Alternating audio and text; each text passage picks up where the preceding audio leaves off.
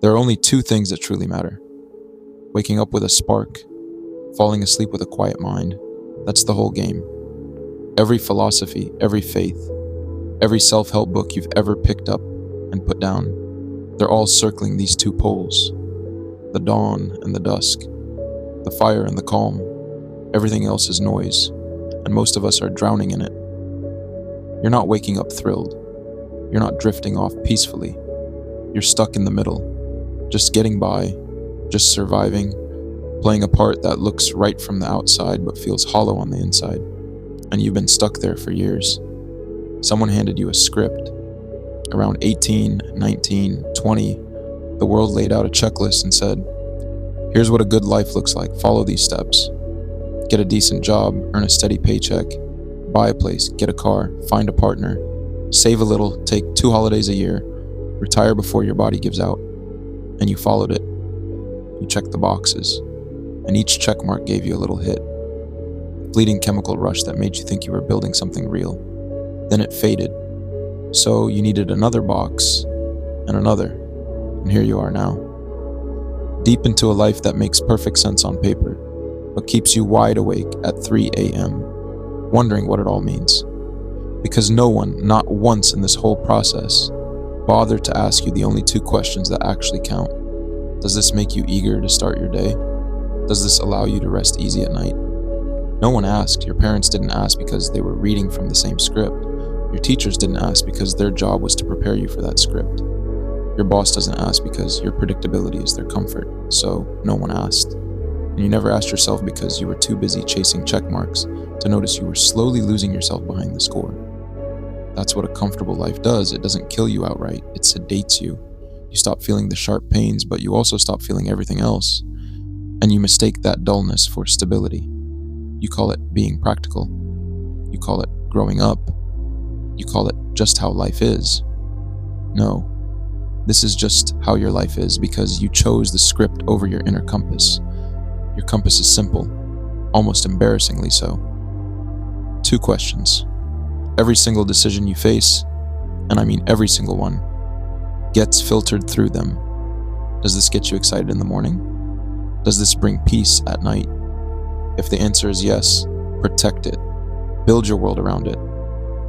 Prioritize it above everything that doesn't pass this test. If the answer is no, cut it out.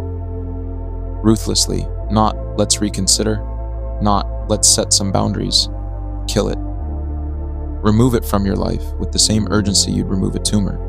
Because that's what it is. It's something growing within your days that serves nothing but its own existence. The job you dread but tolerate is a tumor. The relationship you cling to out of obligation is a tumor. The habits, the duties, the unspoken agreements you made when you were a different person with different values. All of it, tumors. And you're walking around riddled with them, wondering why you constantly feel unwell. Now, some of you will hear this and think I'm being extreme. It should feel extreme. Because the alternative, the balanced, measured, reasonable approach, is precisely what led you here. So yes, I am being extreme. Because the moderate version of your life is the one you can't stand living.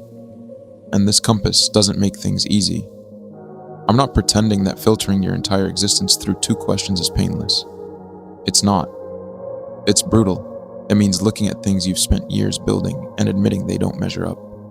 That's not a fun time. But it offers clarity, and clarity is what you're missing. You're not struggling because life is inherently hard. You're struggling because you don't know what the hell you're doing. You're just doing it faster. You're optimizing a prison. The compass stops that. It doesn't make the climb less steep. It just makes sure you're climbing the right mountain. Now, let's tackle the excuses, because I can already feel them forming in your mind. But it pays well, right? And what are you actually buying with that money? What's the real purchase? A slightly nicer version of the thing that's draining you. A more comfortable cage. Vacations to recover from the life you return to. You're earning money to treat the symptoms of a disease you could simply choose to eliminate. But they need me. No, they rely on you. There's a crucial difference. Needing and relying are not the same. And you've blurred the lines because being relied upon feels like purpose. And purpose is what you're truly craving. So you feed that hunger. with other people's dependence and call it meaning. But it's not meaning, it's avoidance. Because the moment you stop being indispensable to everyone else, you're forced to confront what you need. And that's the conversation you've been running from. But I've already invested so much. Sunk cost. Every single day you remain in something because of what you've already poured into it. You're not honoring the past, you're punishing the future. Those years are gone. They're gone whether you stay or leave. You don't get them back by losing more. And you know this. Logically, you know this. But logic isn't what's holding you there. Fear is. The fear that if you walk away from something you gave 10 years to, those 10 years were meaningless. And that thought is so unbearable that you'd rather give it 10 more years than face it. Every one of these excuses shares the same core. They all say, my life is not mine to control. That's the lie beneath it all. That's the hidden operating system running in the background, and until you uninstall it, until you look it directly in the eye and name it for what it is, nothing will change. I'm not telling you to blow up your life tomorrow. What I am telling you is to get honest. Not with anyone else, but with yourself. Tomorrow morning when the alarm sounds, before you grab your phone, before you open an email, before the world tells you who to be, ask yourself, am I excited? Not just content, not just fine, not, it could be worse. Genuinely excited. Is there something pulling me into this new day? And tomorrow night, when you lie down and the world goes quiet, ask yourself, am I at peace? Not just tired, not just distracted, not numbed into unconsciousness by a screen.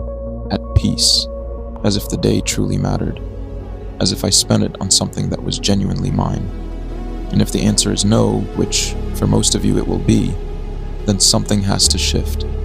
Not everything, just one thing.